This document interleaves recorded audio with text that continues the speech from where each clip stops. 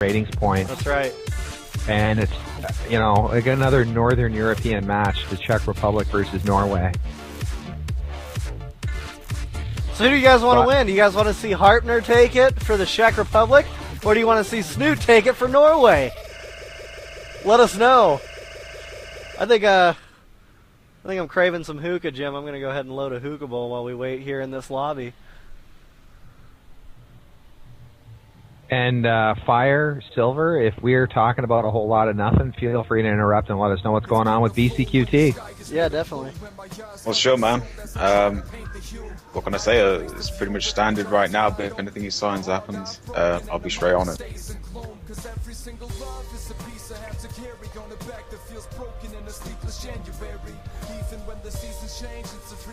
PVZ. It is one of my favorite matchups. I also like ZVT. ZVT is a lot of fun too.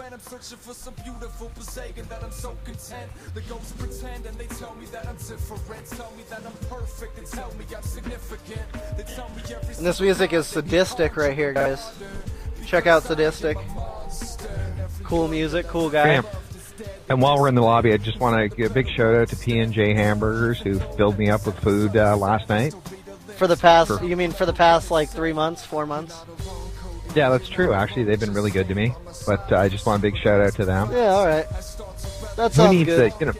Hey, who needs Razor and Steel series? We got P&J Hamburgers. Yeah, we got P&J Hamburgers, right? In MDG.ca, we got them too. Well, that's a more real one. I mean, they make computer hardware. Of course. Just poking fun, you know, man.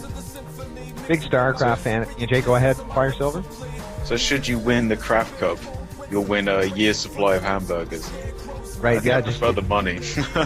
All right, the countdown has begun. Let's get ready for more action here at IMBA TV. Oh, yeah.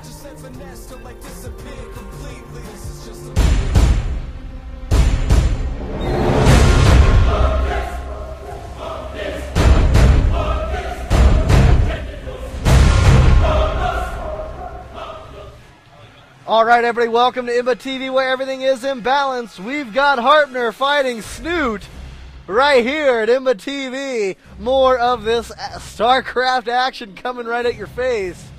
This is going to be on Shakira's Plateau. It's going to be a PVZ here on, in the CraftCup EU Lite, number 48. That one hasn't been coming out so easily today, Joe. Well, 48's not really... we're getting close to 50, you know. Yeah, 48 doesn't roll off the tongue like 30 or 40 or 100, so yeah. I can see why. 38 sounds a little bit better than 48, but we're here at 48, man, and we're waiting for all these observers to load. 48's a bigger number, so I like 48 more. And what we've got Protoss versus Zerg here, and then in the other match, we've got BCQT who's Terran. Fire Silver, what type of race does BCQT have for an opponent? He has a Protoss. Striker's Protoss.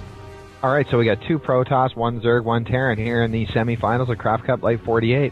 All right, we're finally loaded up here into this game.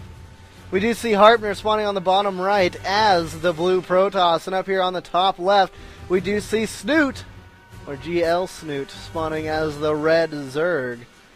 And with that being said, why don't you go ahead and take it away for us, Jim? All right, so both of these players have right around 4,000 ratings points. One player is ranked around 180, and the other person's ranked around 120 on the European server. So it's a very even match between these two players. Harpner looks like he's moving into position to... Yes, he is. He is warping a pylon into his natural expansion area on Shakira's Plateau. And if we take a look at Snute, he's doing a whole lot of nothing, just standard play in his main base. No major decisions. So, Fire Silver, what's going on? Give us a 20-second Oh my god. Epic. Right. Striker has just gone. He opened with something like looks like a 2-gate robo. Completely changes it after the scout's gone. And he just pushes in with Zealots. BC doesn't even GG and just left. His bunker was taken down, but he's trying to do a 1-rack expand and he is gone. Wow. Ouch.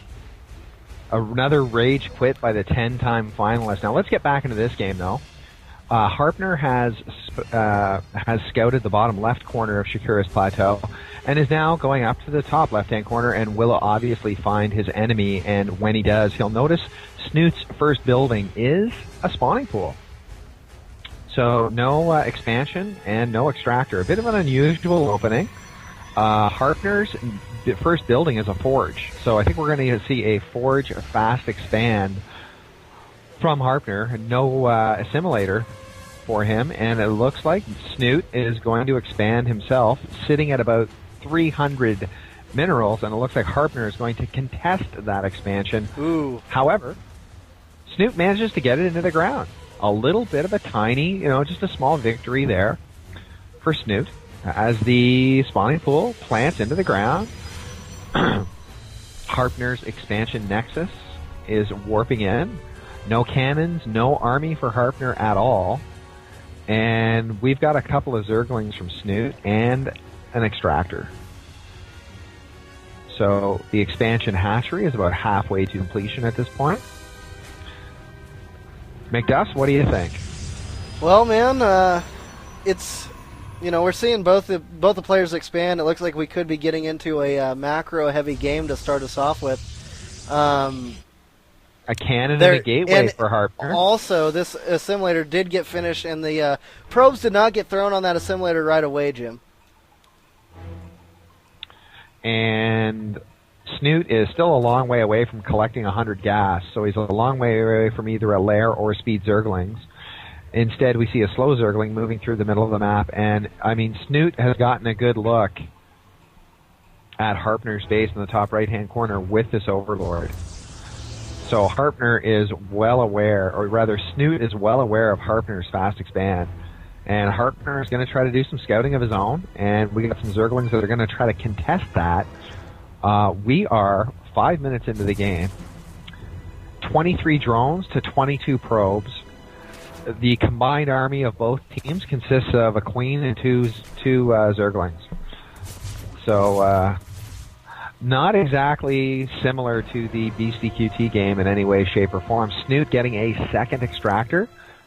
Zergling speed upgrade has just begun as Snoot continues to mine from 2 extractors. Now if we take a look at Harpner, Harpner is mining off of 2 assimilators, getting a cybernetics core, and I believe this completely closes off the base. I think it does. It does look like that, yeah. Yeah, it does look like I think that so. for sure. Well, he's worried about those blings, man. You mean Banelings? Yeah, blings, banelings. Mr. Smart Guy over here. Anyway, lair tech halfway to completion on the main base hatchery. 12 Zerglings, 26 drones, 2 queens now for Snoot. And in fact, a third queen is being built in Snoot's expansion. So the next, what are we going to see? Roach Warren, Baneling Nest. Are we going to see maybe all the way up to a Spire? What's the next decision for Zerg here? A warp gate technology being chrono boosted into existence as we see 1, 2, 3, 4, 5 gateways being warped in as well. So Harpner's going to go from 1 gateway to 5 gateways in a real hurry. Nidus network being planned down by Snoot. Nidus, huh? I love to see Newt play. We hardly see good Nidus canals, so hopefully this one works out well. Well, I think Snoot's, what he's going to do, I think this Overlord is going to deliver the goods here, and I think you're going to see it planted right here. And there's all Protoss, Harpner will only hear the Nidus worm coming out of the ground. Harpner will not see it. Now, there go all the warp gates. They're now becoming warp gates. If this one pylon is taken down, all these warp gates will be unpowered. Yep, basically is. Oh, there it is. Nidus is down. Nidus is up. The worm is out. 2 queens are out as well. They're going to start laying down some creep tumors as they go in and start doing some attacks. Awesome, man. Zergling. And if he gets this, if he finds this pylon, if he figures out that this one pylon powers 5 warp gates... Oh, then it's going to be a tough game here for Harpner. Nice warp in. Another Nidus! He's double Nidusing. Awesome, man. Lots of Zerglings coming out. And look I at think I think it's going to be pretty much over for Harpner. I don't know, man. Well, we got 38, 36 Zerglings. If he gets to the pylon, you know what? Yeah, he will he's protecting that pylon quite well. That is right.